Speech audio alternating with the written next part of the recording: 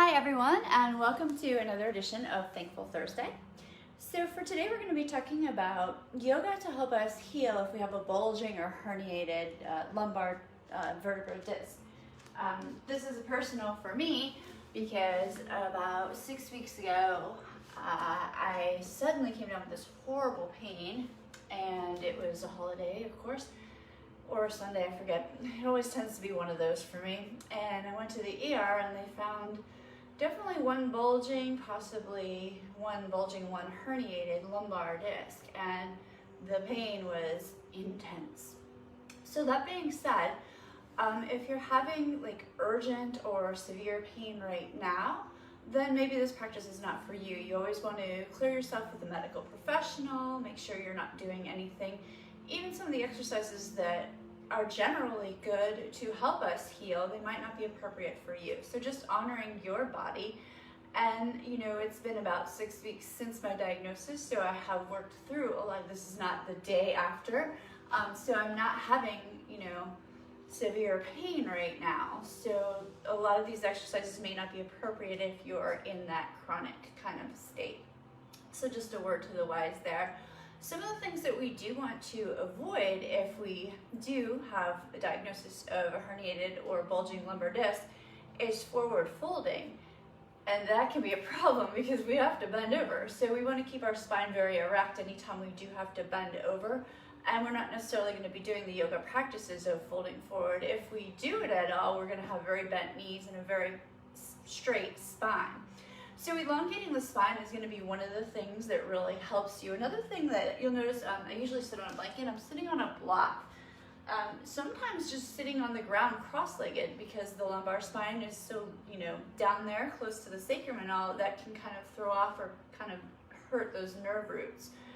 You could also choose to sit seiza, or, you know, on a block or a pillow like this. So you have that nice natural curve in the lumbar spine, without, you know, the crossing of the legs, which might, you know, theoretically throw off the balance of the sit bones there. And then as you get into more of the feeling a little bit better, feeling somewhat, you know, more mobile, shall I say, you're going to want to begin to do some back bending. And it doesn't have to be a full back bend, but the back bending postures as opposed to the forward folds are going to aggravate. Anytime the spine is rounded, that's going to aggravate the lumbar spine, if you have the bulging or herniated disc, of course.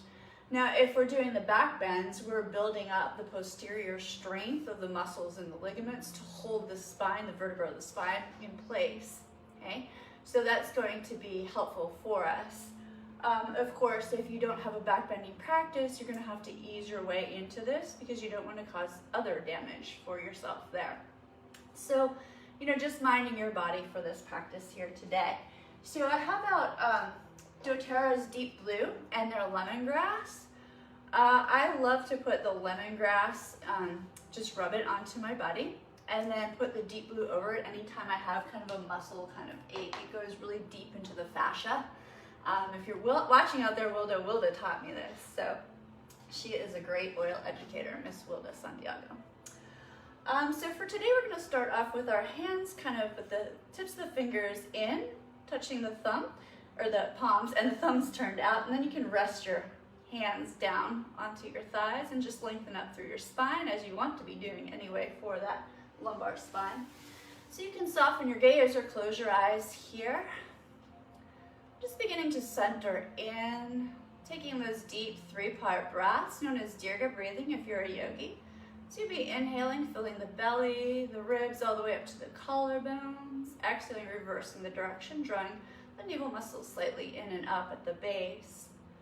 And continuing that, if you like to layer on the ocean sound by constricting the back of the throat, the glottis, kind of like you're fogging up a mirror. It's called Ujjayi or victory breath. You can add that on.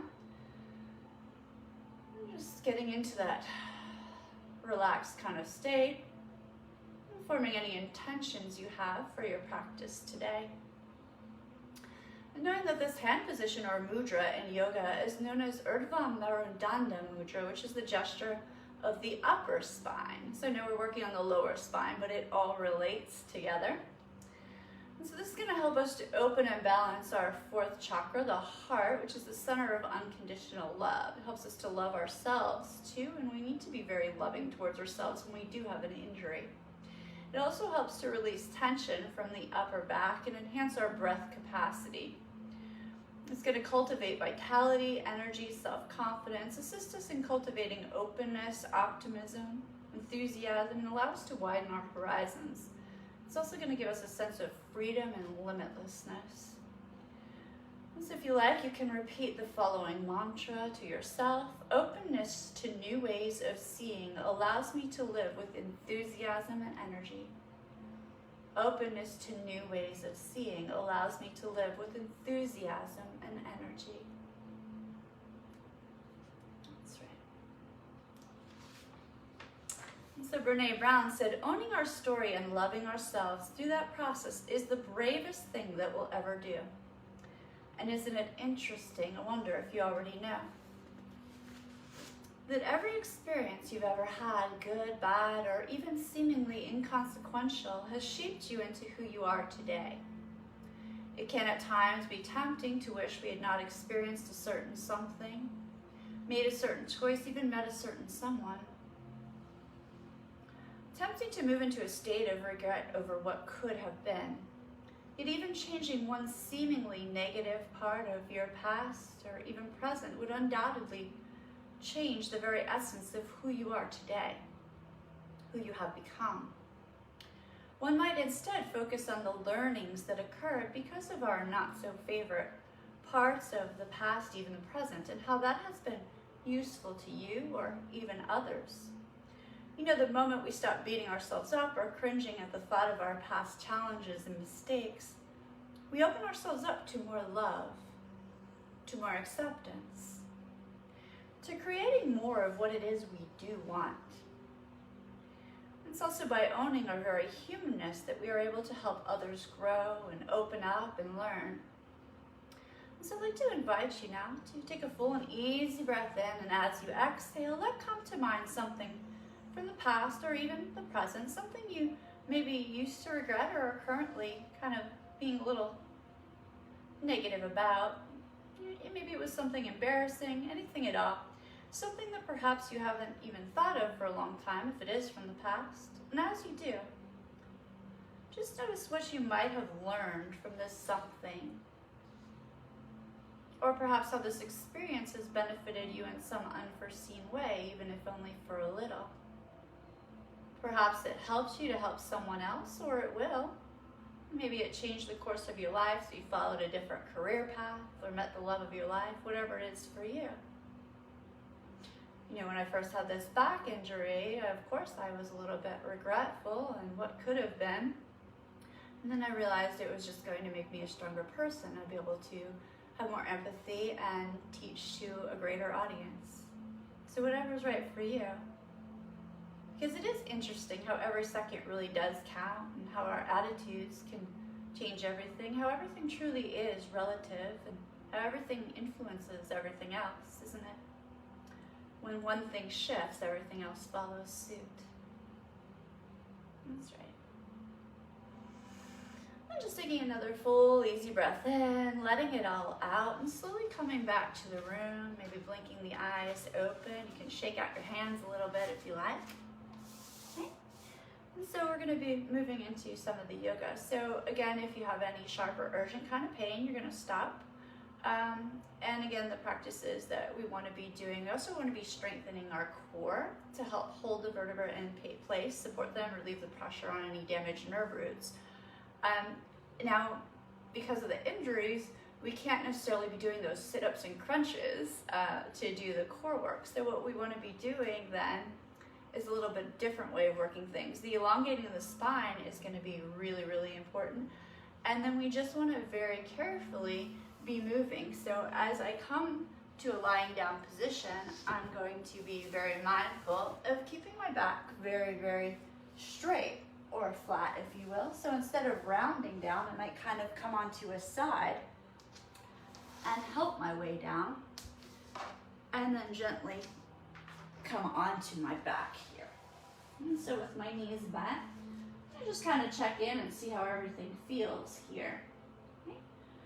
So a lot of times if we don't have a bulging disc, we like to hug our knees all the way into the chest and kind of rock it out, and that's great for lower back tension. But if we have this injury, we can still kind of do that same movement, that Apanasana, but instead of squeezing, we might take it a little bit more gentle, like hands to the knees or here. So instead of squeezing the knees all the way in, you might just rock a little bit side to side, just noticing how that feels.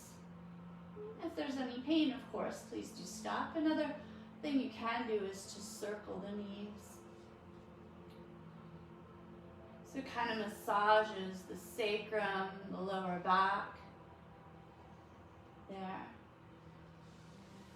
And then you can place the soles of the feet onto the ground. So I have this natural little arch in my spine, in the lumbar spine. As you can see, I can take my hand there. So if I inhale and arch even more, it's a very gentle back bend. And then I can exhale and flatten it out. So we can do these nice and slow a few times.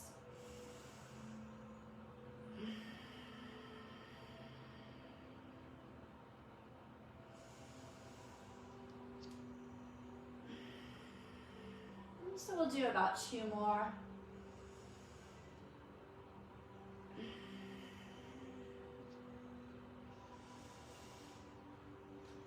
So I have a strap here. If you don't have a strap at home, you can always use kind of like a bathrobe tie kind of thing or a towel. So one of the things that happens when we can't do our deep forward folds is it kind of can be difficult to stretch the legs fully. So we can do that on our backs by taking a strap to stretch out the backs of the legs, fronts of the legs. So you can just pull the leg in. So I'm going to keep this leg bent at first. Now, of course, if you can stabilize enough and have comfort, you can extend both legs out. You want to make sure that back is nice and comfortable either way. So, 3 to 5 breaths in this position. You're getting a nice hamstring stretch here. And then you can take it off to the side, but very gently. You don't want to be rolling off to the side. And same thing, another 3 to 5 breaths here.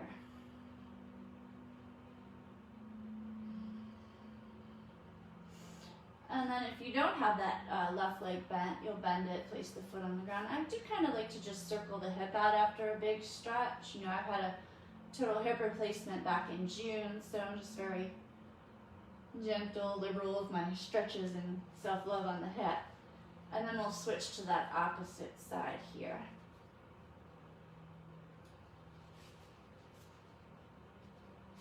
So being very careful to keep your back nice and comfy, flat on the ground. So if you like, you can stretch that bottom leg out. It is good if it's comfortable to get that little hip flexor stretch, but we'll be doing some standing things to get into the hip flexors as well. The hip flexor, the psoas, it all connects to the sacrum and the lumbar spine, so pain can kind of radiate through that area. So we do like to, and then off to the side. So we do like to stretch out as much as possible, and since forward folds are contraindicated, we'll be doing some different kind of ways to get into things there. All right. So we're gonna roll very carefully again I'm gonna roll onto my right side because that's where the camera is. And so with the knees bent here, my right ear is on my right bicep. I'm gonna bring my left leg forward and extend my right leg straight out behind. And then I'm gonna slide my right hand and elbow out and rest my right cheek on top of the hands. So this is called Matsya Kridasana. It's flapping fish pose. So you can spend quite some time here. We'll only spend about 3 to 5 breaths on each side. But this is a great pose if you are kind of in the throes of the discomfort, provided your medical professional says it's okay and it's not, the actual pose itself isn't terrible on your body. This is a pose you can do in bed, and it's a gentle kind of stretch. And then stretching that leg out. Another one that we're coming into now as we switch sides is that crocodile pose. So you're just here, but you can lift up a little bit and get that gentle slight back bend here. My hair's blocking me. So that would be your crocodile. So it's the very beginnings of back bend. Another one, if you have this new kind of condition going on, provided it's okay with your medical professional, it's not giving you that urgent or sharp pain, this is a great one. Again, can be done in bed. And then to switch to the opposite side, unfortunately, my back will be to the camera, but you'll get the point. That right leg comes out, left ear on the left bicep. So the left leg straightens and then the left arm bends, and I come around with my right hand on top of my left to rest my left cheek on the hands and just breathe in that same position here.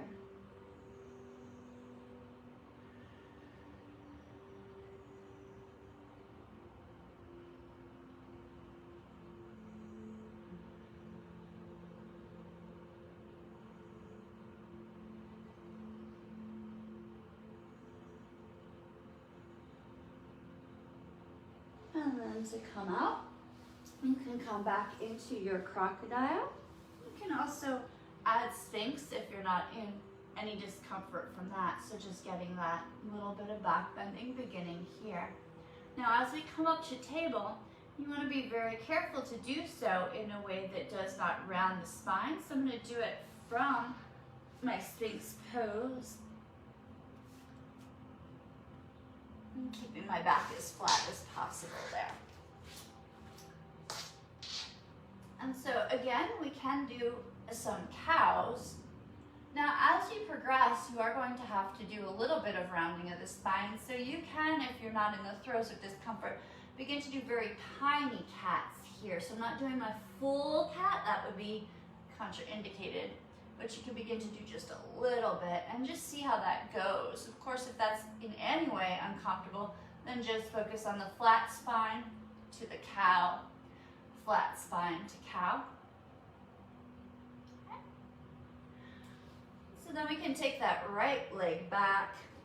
I always like to stretch out my Achilles tendon. Once a dancer, always a dancer.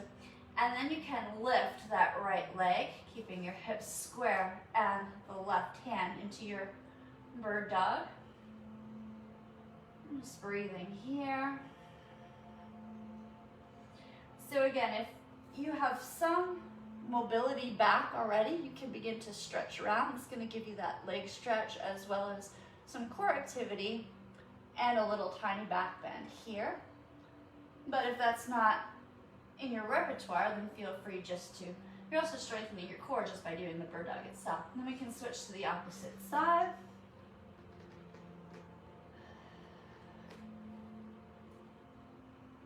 So maybe about 3 breaths like this. Starting off, with a little bit and then moving into more if there's no discomfort, of course.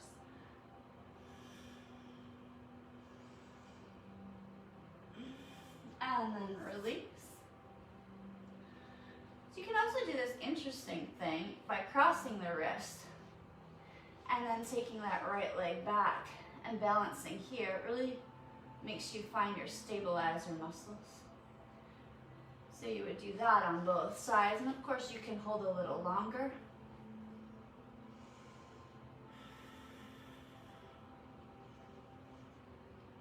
And then you'll want to switch the wrist and do both legs again.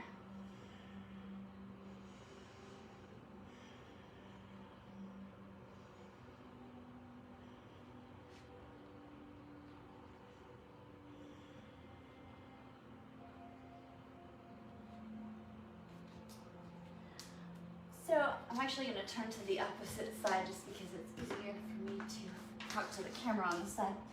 So if you have some blocks or even some books or some Tupperware, you might use those to come into a posture in a moment. First, one other thing we can do though. So if it's okay with your back, it can be nice to do a threading of the needle. So that's going to stretch out the lumbar spine, as well as get into your upper back, neck, and shoulders. You can take a few breaths here.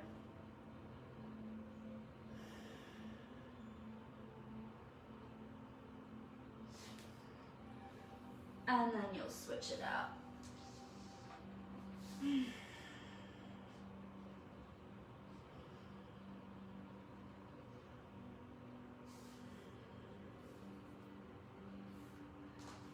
And then if you have those blocks or something like it, so this is just to assist you. We're gonna move into a lizard pose and keeping your back nice and straight as you do this.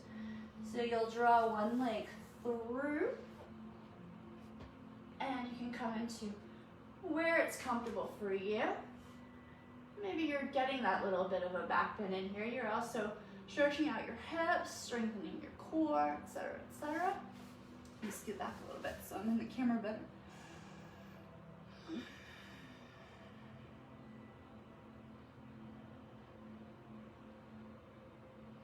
And then gently switch that out, being mindful to keep that back nice and elongated.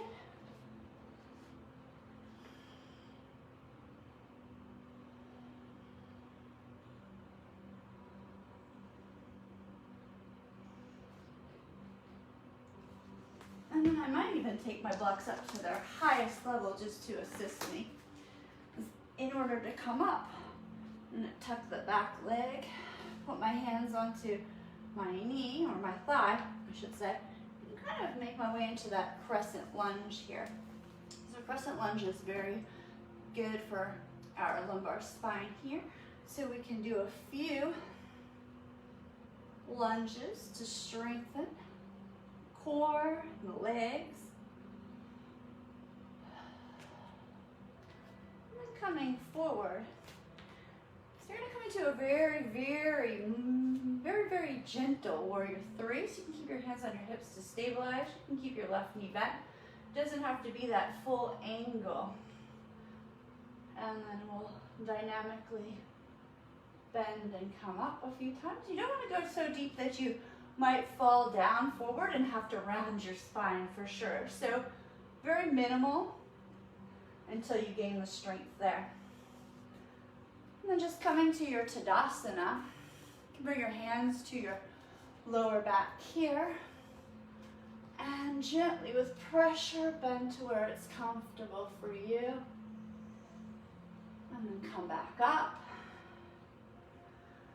And again.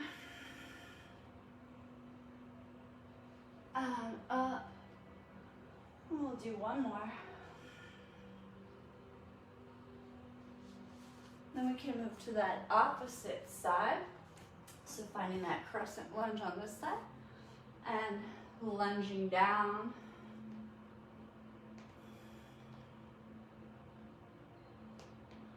You can also come all the way to the knee and arch the back in that Angiasana if you like as well. And then moving into that warrior three, very gentle, 3 times. You can always add more on as you gain strength and flexibility, but you wouldn't want to overdo it the first couple times. And then maybe repeating that back bend. It's like a standing camel or a Strasana, but very gentle.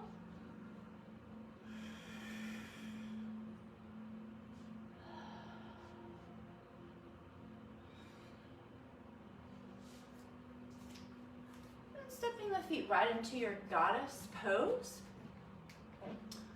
So you can have those arms in your typical goddess, sink nice and deep, and then straighten up. So you're strengthening the lower body, hips, and you're also working your core.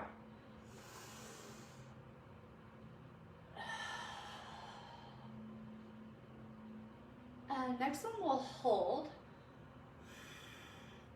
And I like to kind of do right foot, left foot, but if you find that throws your lower spine off, maybe do both feet at the same time. So just use caution depending on where you are in your healing process. You could also just stay flat foot. Everything is fine just as it is.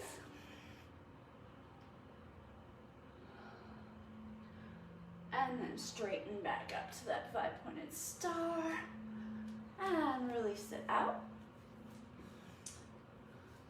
So the next thing we can do, so this is if you're progressing onwards and you're starting to heal, is you can keep your back nice and flat, kind of coming into a squatting forward fold. So only as far down as you can go with your back being flat here. And you can stretch out, building strength and quads, lengthening the back here. So you want to make sure your knees are nice and bent. Now, if you have progressed to a point where this is feeling okay, without rounding the spine, you can step back into that downward facing dog. Maybe you spend a little time walking the dog out. And if it's uncomfortable to do this on the ground, maybe you're using the wall or a counter to get a little bit of a stretch. And again, depending where you are in your practice, you can even progress to doing plank chaturanga, because your spine is going to be straight for those. Okay. So we also want to start doing cobras. It's going to be hands by the ribs, elbows in, lowering down, so maybe 2 or 3. And only if it feels good, you can do a very light cobra, just coming up a little at first, like so, or coming up. As you gain strength, you might even come up into that up dog here, but use caution if you're coming into your up dog, okay? And then slowly finding table without rounding the spine out. We're gonna lengthen our arms out and lower the chin and the chest towards the mat, coming into Anhatasana, heart-melting puppy pose. And a few breaths here.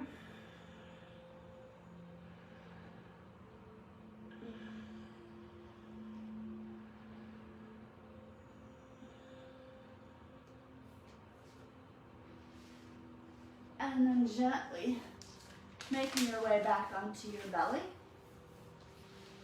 From the belly, we're going to roll onto our backs. Again, nice and slow, keeping the spine as elongated, flat as possible.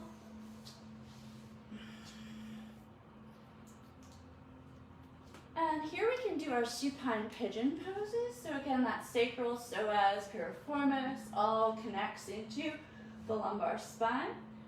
So using caution, going nice and slow. This might be all you need, just crossing the ankle over. If you need more, make sure you're moving slowly. You can take the hands behind or around.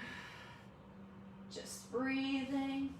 You can even stretch the leg up, nice and slow.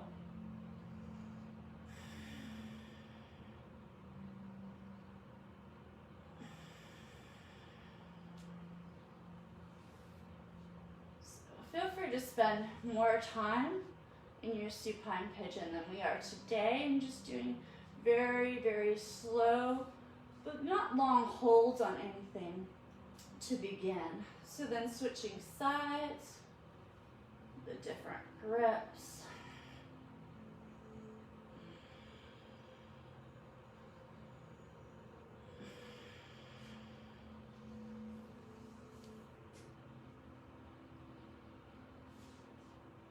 And then releasing down. So you can also take your block for that supported bridge. So you can be doing, as you progress, some dynamic bridges up and down. But if you're new to yoga, new to the process, that is of course going to build core strength without doing that rounding motion of crunches and sit-ups. It's also getting you into the back bend. But if you're just recovering, if it's early in your recovery, or if you're new to yoga, you can also do the supported bridge. So you can take it to the flattest. I would recommend flattest at first. I've had some recovery time. I could actually go to highest, but I'm going to do middle of the road today, just so you can see, because the blocks have 3 heights. We call it baby bear, mama bear, papa bear. And that's going to go directly under your tailbone. You can kind of just hang out here and breathe. Now, if you have a block, so it has to be something very stable, like a yoga block. So if you're using a home prop, use caution. Sometimes I teach, yoga with Tupperware, but Tupperware is not the sturdiest. It depends on your Tupperware, I guess. So if it's very, very sturdy, you can even stretch one leg out and feel your hip flexor stretch here.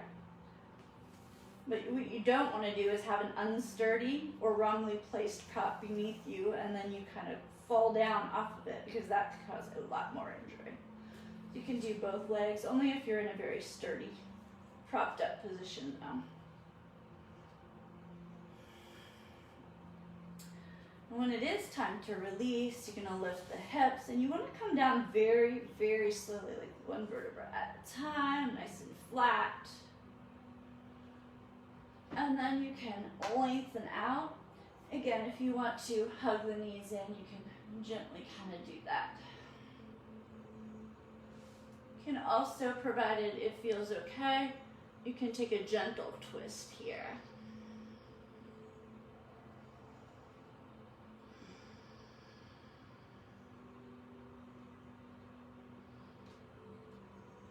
And remember to draw your belly in so that you're not torquing that lumbar spine to switch sides.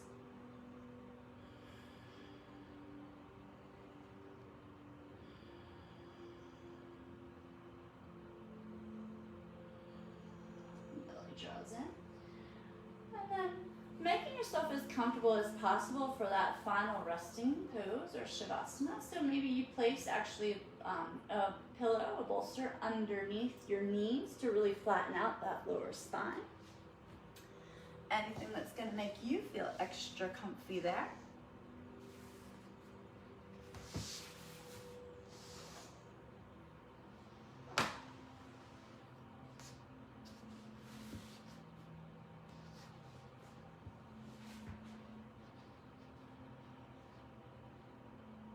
And so feeling the whole body lying on the ground. Back of the head, shoulders, muscles of the neck, supported by the ground beneath you. I'm feeling as if there's a cushion for each and every vertebra. Hips and buttocks supported, backs of the legs, heels of the feet, elongated and relaxing. Entire back of the body, supported and at ease. And top of the body, feeling light and free. And sensation to the mouth, upper lip, lower lip, the space between the lips, the inside of the upper teeth, lower teeth, tongue, jaw, relaxed. The inside of the cheekbones, hollow tubules radiating from the inside of the cheeks to the outer peaks and valleys of the ears. Bridge of the nose, tip of the nose, right nostril, left nostril.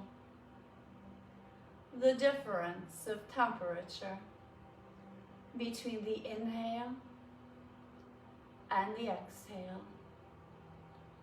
Both nostrils, hollow and empty. The eyes, orbs of sensation, that shimmering energy. Upper lids, lower lids. The space between the lashes. Brow, forehead relaxed. And eyes sinking deep within the head to that universe of limitless possibilities and support. And tracing an invisible line back through the scalp to the nape at the back of the neck. And shoulders, upper arms, supported on the ground. Lower arms supported. Noticing the hollowness of the palms of the hands and all of the tiny bones that make up the fingers. Right rib cage, left rib cage, and the hollow notch at the base of the throat. Breath flowing in from the crown of the head all the way down to the tips of the toes. From the soles of the feet, drawing in all of that healing energy from the universe and breathing it in all the way up to the crown of the head. Whole body supported on the ground. Shoulders relaxing, hips open. And legs elongated and relaxed. Thighs, hamstrings, knees. The hollow space behind the knees. Shins, calves. The looseness of the ankles. Gratitude to the soles of the feet. And healing energy radiating from all 10 fingers and all 10 toes. Whole body resting on the ground.